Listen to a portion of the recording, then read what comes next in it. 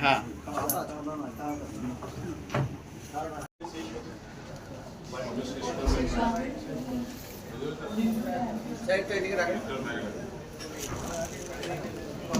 এরপরে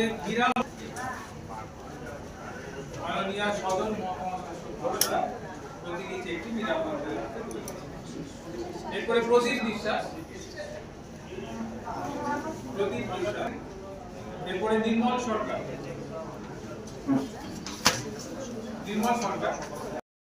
আমাদের মাননীয় ডিস্ট্রিক্ট ম্যাজিস্ট্রেট স্যার বলে দিচ্ছেন।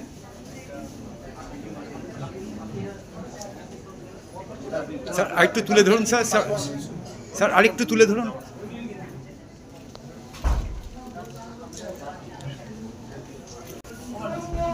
মাননীয় বিধায়ক শ্রী তারকনাথ চ্যাটার্জি এদিকে কৃষ্ণপদ ঘোষ অতিরিক্ত জেলা শাসক মহাশয় শ্যামল মিশ্র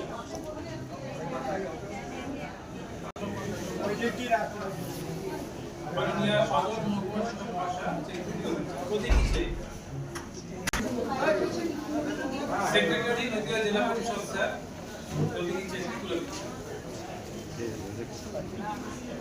এরপরে আসবেন মাননীয় বিডিও কৃষ্ণনগর 1 মহাশয় চেকটি প্রতীকী চেকটি তুলে দিচ্ছেন চম্পা ঘোষের হাতে। এরপরে আছেন স্বপন পাল, তার হাতে মাননীয় বিধায়ক কৃষ্ণনগর উত্তর, তিনি প্রতীকী চেক তুলে দিচ্ছেন। এরপরে বিশ্বজিৎ মাননীয় বিধায়ক তুলে দিচ্ছেন বিশ্বজিৎ বিশ্বাস মাননীয় বিধায়ক তুলে দিচ্ছেন প্রতীকী চেকটি। এরপরে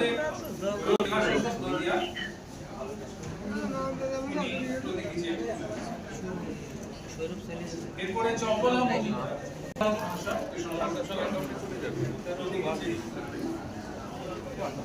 এরপরে আসবেন প্রতীকী চেকটি। এরপরে আসবেন বাসুদেব মন্ডল প্রতীকী চেক তুলে দিচ্ছেন বাসুদেব মন্ডল। এরপরে আলমগীর মিস্ত্রি মাননীয় জেলা শাসক এবং এরপরে মাননীয় জেলা শাসক এবং প্রতীকী চেক তুলে দিলেন।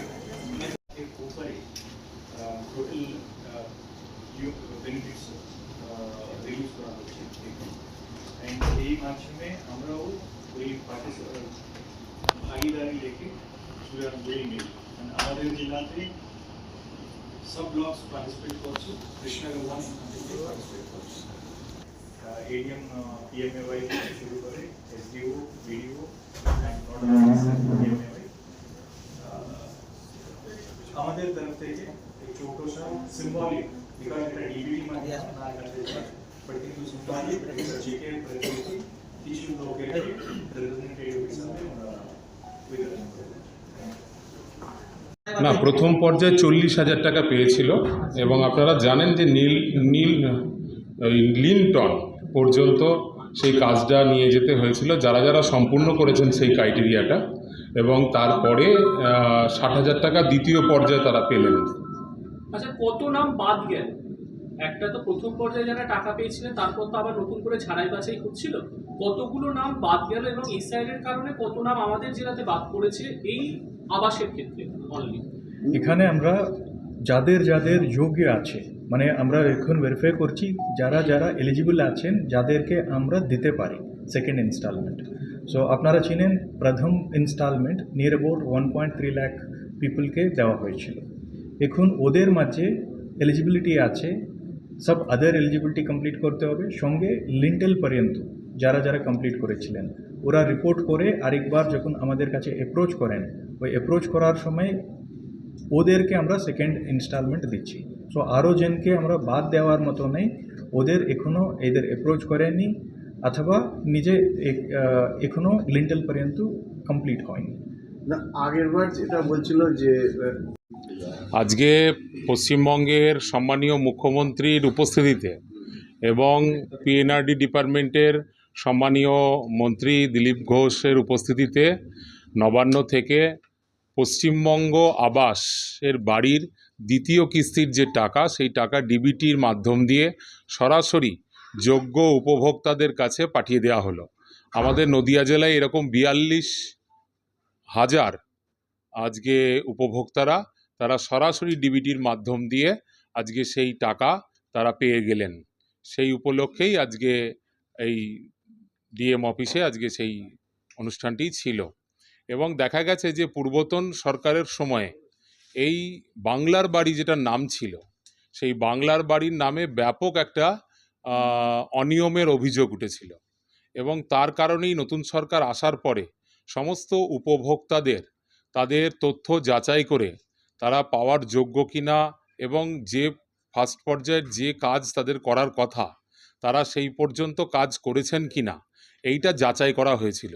এবং এই ভেরিফিকেশনের পরেই যারা আজকে সেই যাচাইয়ের মান উত্তীর্ণ হয়েছেন, যারা পাওয়ার যোগ্য বলে বিবেচিত হয়েছেন, সেই রকম ব্যক্তিদের অ্যাকাউন্টেই আজকে সেই টাকা পাঠানো হলো।